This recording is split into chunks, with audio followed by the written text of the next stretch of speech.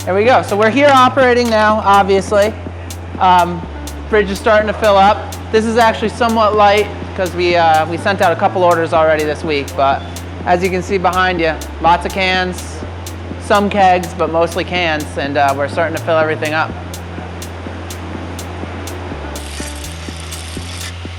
All right, so we'll go this way now. And we'll skip over some of the beginning, more boring parts of the process, and we'll get right into the good stuff. All right, so now that we're really in kind of the full swing of operations, we've gotten all of our equipment figured out pretty well. We really know what we're doing with everything. We're getting to the point now where we're just tweaking our beers to really make them perfect. Kind of a task that never really ends, but you know, we're working on it. So everything kind of starts right here. Before this machine right here, which is our wet mill, there's a whole bunch of malt handling and some silos, basically just storage stuff. But this is really where the action starts. This is a wet mill, so all of our grain comes into this lunar lander hopper up here, drops into this middle chamber where it gets sprayed with water, and then from there it gets conveyed into this secondary chamber, which is the crushing chamber.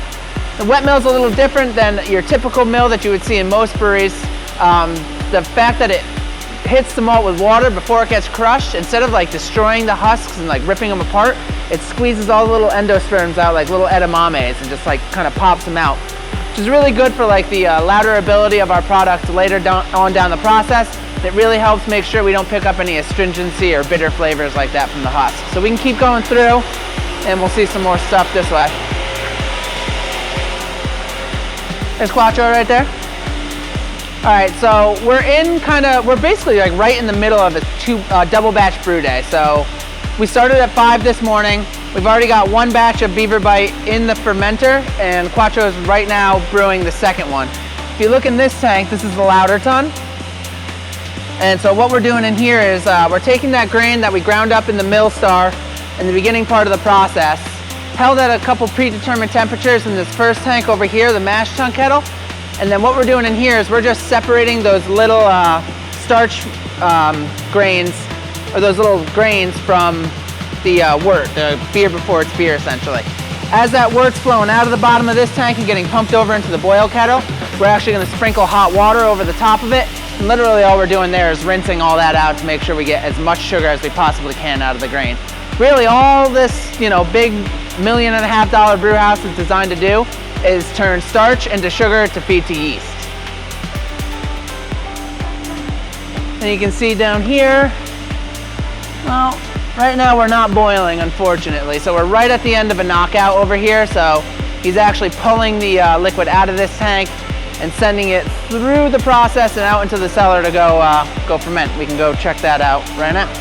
So something we do that's a little different than most other breweries is actually we're running our centrifuge on both the hot side and the cold side.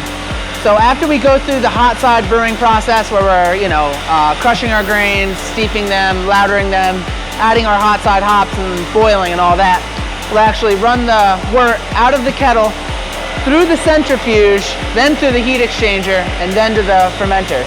What that's going to do is really increases our yields, make sure we get all of the wort that we, you know, basically paid money for with the grain. We spin all of that wort out of the hops, make sure we don't get any hop carryover into our fermenters or any hop break carryover into our fermenters, like a protein that's kind of just comes in naturally from the malt. So we separate all of that out through the centrifuge. And then from here, runs through this machine, gets cooled down after that, and then we run out here. So we've kind of done a little bit of a circle. You know, we went from the mill, we went through the brew house, through the centrifuge, and then we come kind of back into this area. These 6 tanks over here, this is our 40 hectoliter cellar, so these are all single batch fermenters. And then on this side, you can see we have bigger fermenters, and these 4 fermenters are double batch fermenters. So most of our bigger movers will go into these double batch fermenters. We're talking like Beaver Bite and Pilsner mostly. Occasionally you'll see an Overbite over there, but more often than not, this is Beaver Bite and Pilsner over here, and everything else on the single batch side. So, we'll keep talking about fermenters and fermentation. So after we run through the centrifuge and the heat exchanger, like I said, we're coming into whatever fermenter. Today we're going into F10, and this is the second half of a double batch today. And the beer will sit in these tanks for anywhere from like 14 to 30-ish days. It's kind of dependent on recipe and what we're doing and how well the yeast really wants to cooperate with us. So it'll ferment in here, kind of do its thing. Most of the flavor is going to be picked up from the yeast in the fermenters. Everybody really likes to talk about the tangible elements they can put their hands on, hops and malt and stuff like that. But yeast is what really makes your beer. If you take good care of your yeast, it's going to take care of you. You're going to make the best beer possible. So it'll ferment in here for, like I said, 14 to 30-ish days, depending on the product. We'll cool it down towards the end of fermentation. Some beers get an additional addition of hops in the fermenter, a process called dry hopping, where we really pick up a lot of aroma. After they ferment out and get cold crashed, so they get dropped down to below freezing, they'll get pumped out of these tanks, run through the centrifuge a second time. What that does is it really allows us to lock in our haze stability or really lock in our clarity for like our lagers. From the centrifuge for the second time, goes through a little inline carbonator right here, and then it goes down to the end part of the process. And so these dish bottom tanks that we're standing around right now are all of our bright tanks. Basically, these things are just storage tanks before the beer gets to the canning line. These ones don't need to be cone bottom because we're not dealing with a lot of yeast or anything like that. These all have carbonation stones in them to make sure we can get our carbonation levels exactly where we want them. And yeah, the beer really only sits in these tanks for 24 to 72 hours, kind of depending on how the weekends fall. And from here, it'll kind of go, we actually go through that pipeway right there, but we gotta walk around because we're not gonna fit through there. All right, so from the bright tanks, we come over to here. This is the canning line. Sometimes, you know, obviously, if we keg our batch or that product, whatever, we'll keg it directly out of the bright tanks, but most of our product, 75% give or take, goes into cans. And every can runs through this thing. This is our CFT can filler. This thing runs at 90 cans a minute. It's one of the only machines we brought online that just like, we unboxed it and it just worked like perfectly, pretty much right out of the rip. And yeah, she runs at 90 cans a minute. We're getting really, really low DOs. We're thrilled with this machine. So yeah, that's basically it. From here, it goes to, you know, from the canning line goes to pallets. Pallets go in the cooler. Pallets in the cooler go to Saratoga Eagle, whomever.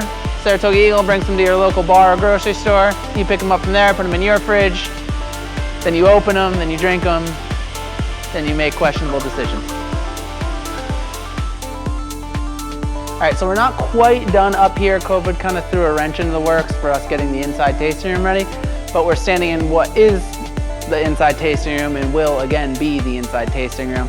So yeah, this is, I think, a little over 1,000 square feet in here. In normal times, we'll be able to get 99 people in here. We got a 16 tap draft system in here. Big brand new custom built bar, all of our tables, and then this room overlooks our deck, and then with a view of the high peaks right outside of them. All right, so this is the deck.